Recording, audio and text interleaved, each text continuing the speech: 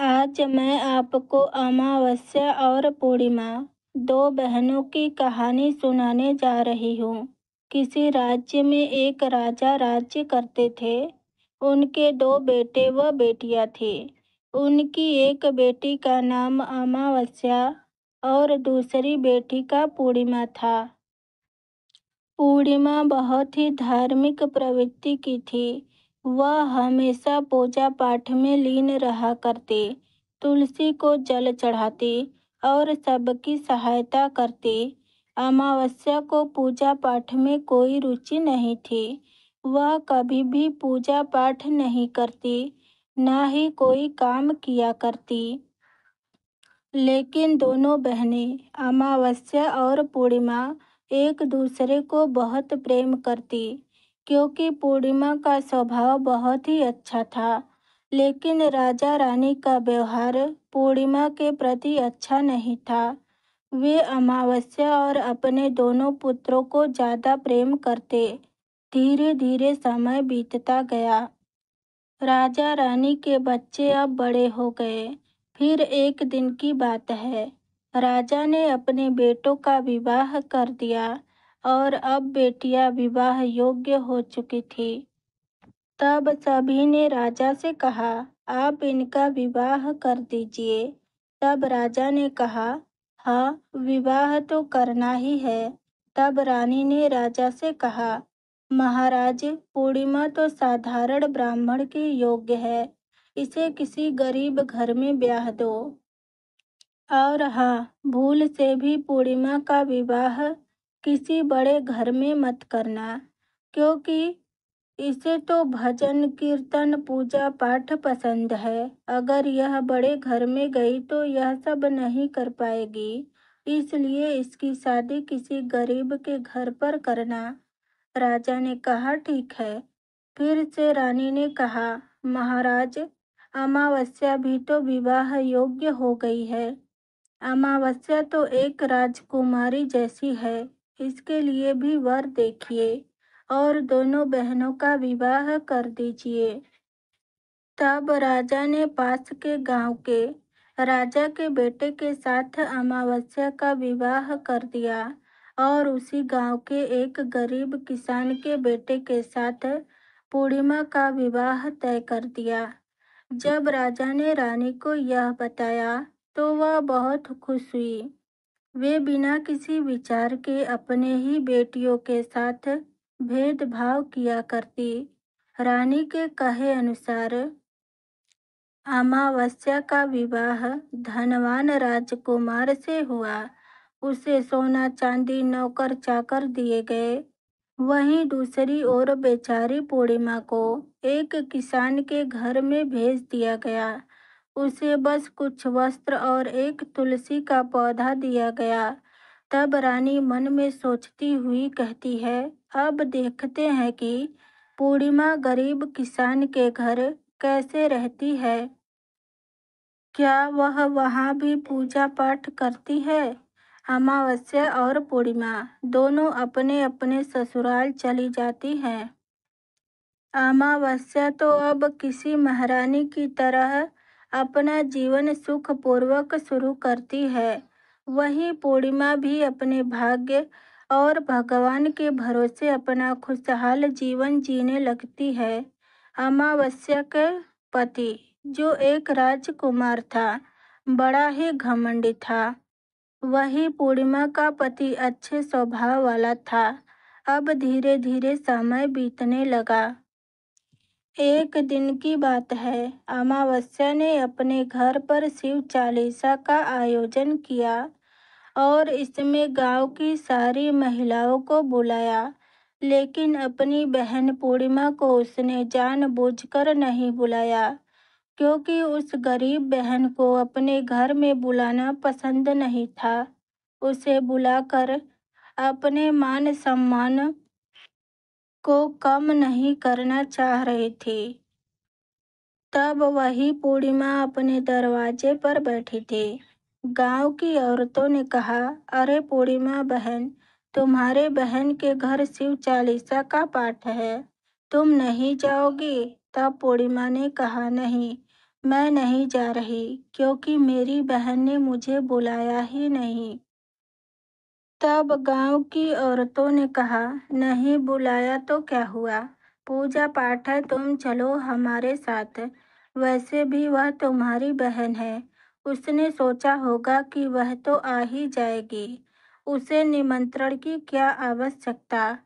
तब वह चली गई। जब अमावस्या ने पूर्णिमा को देखा तो वह गुस्से में बोली, अरे जब मैंने तुम्हें बुलाया ही नहीं तो तुम मेरे घर क्यों आई?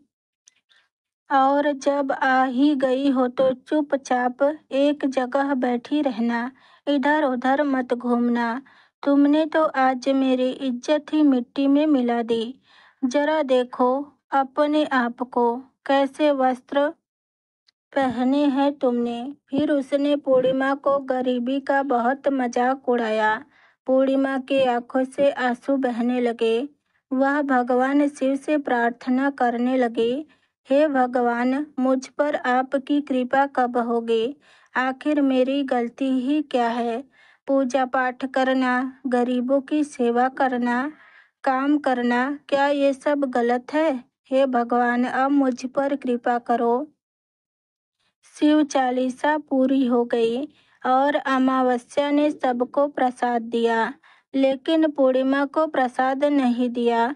अब वह दुखी मन के साथ पूर्णिमा बिना प्रसाद लिए ही वापस अपने घर की ओर चल दी। रास्ते में वह सोचने लगी कि घर पर बच्चे प्रसाद मांगेंगे तो मैं क्या कहूँगी। फिर उसके मन में विचार आया, क्यों न मैं अपने भाई भाभी से मिलने अपने मायके चली जाऊं। फिर वह चलते चलते अपने मायके की ओर बढ़ने लगी। तब उसे रास्ते में एक तुलसी का पेड़ दिखा। वहां पर चबूतरा बना था जिस पर एक बूढ़ी माँ बैठी थी। उन्होंने पूर्णिमा से पूछा, बेटी तुम कौन हो और कहाँ जा रही हो? क्या तुम मेरी एक मदद कर सकती हो? तब पूर्णिमा ने अपना परिचय दिया। बूढ़ी माँ ने कहा, बेटी देखो मेरा तुलसी का पौधा सूख रहा है, इसे थोड़ा सा जल डाल दो और चबूतरे की सफाई कर दो। अब पूर्णिमा ने तुलसी में जल डाला और बूढ़ी माँ को भी स्नान करवाया। फिर पूर्णिमा ने पूछा, माँ जी और कोई काम है? तब प्रसन्न होकर बूढ़ी माँ ने कहा, नहीं बेटी, और कुछ काम नहीं है। तुमने मेरी सेवा की है, भगवान तुम्हारा भला करे। उन्होंने पूर्णिमा को ढेर सारा आशीर्वाद दिया और कहा, बेटी जब तुम अपने मायके से लौटो तो मुझसे अवश्य मिलकर जाना।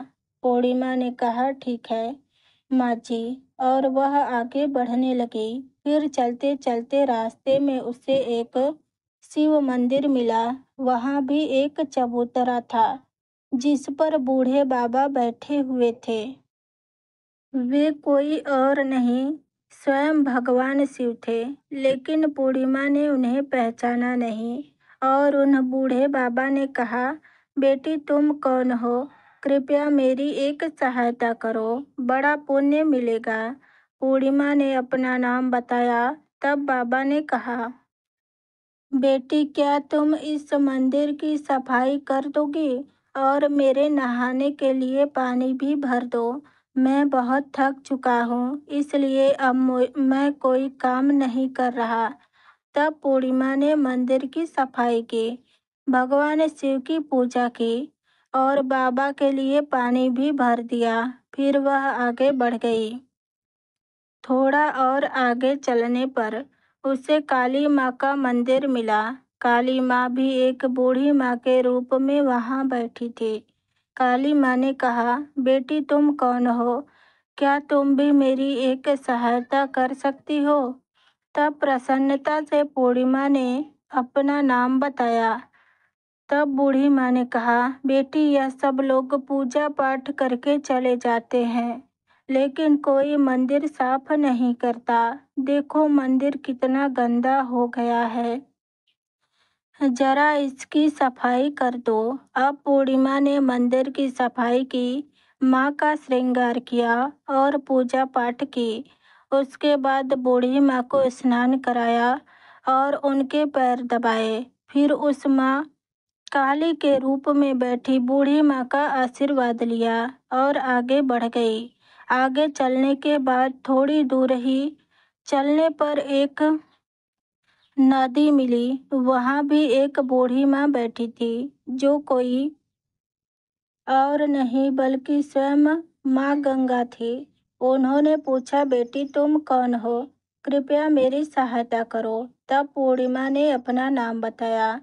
गंगा मैया ने कहा, बेटी क्या तुम मेरी थोड़ी सेवा करोगी? तब पूर्णिमा ने गंगा मैया की सेवा की और आशीर्वाद लेकर आगे बढ़ गई और अंत में वह अपने मायके पहुंच गई। जब उसकी भाभी ने उसे देखा तो बहुत खुश हुई। उन्होंने स्वागत किया और कहा, दीदी आप बहुत दिनों बाद आई हो।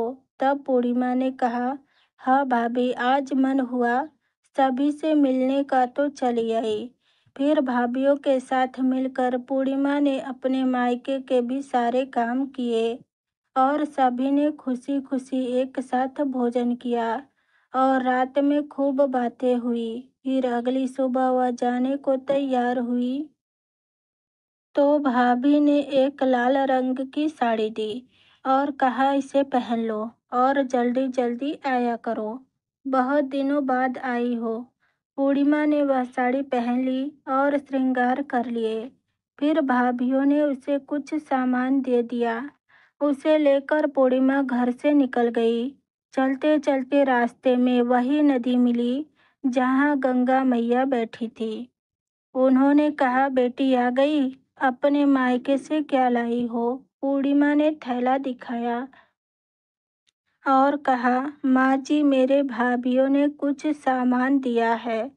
तब गंगा मैया ने भी एक थैला निकाला और उसे पूर्णिमा को देते हुए कहा, बेटी यह लो मेरी ओर से एक छोटी सी भेंट। यह बहुत भारी है, मैं इसे कहाँ रखूंगी? माँ जी ने कहा, इसे रास्ते में मत खोलना। तब पूर्णिमा ने कहा, ठीक है माँ जी, और वह आगे बढ़ गई। फिर थोड़ी देर के बाद वही काली माँ का मंदिर मिला। वहाँ भी बूढ़ी माँ ने पूर्णिमा को एक थैला दिया। अब उसके पास 3 थैले हो गए। फिर वह आगे बढ़ने लगी तो वही शिव मंदिर मिला। वहाँ भगवान शिव ने भी उसे एक थैला दिया।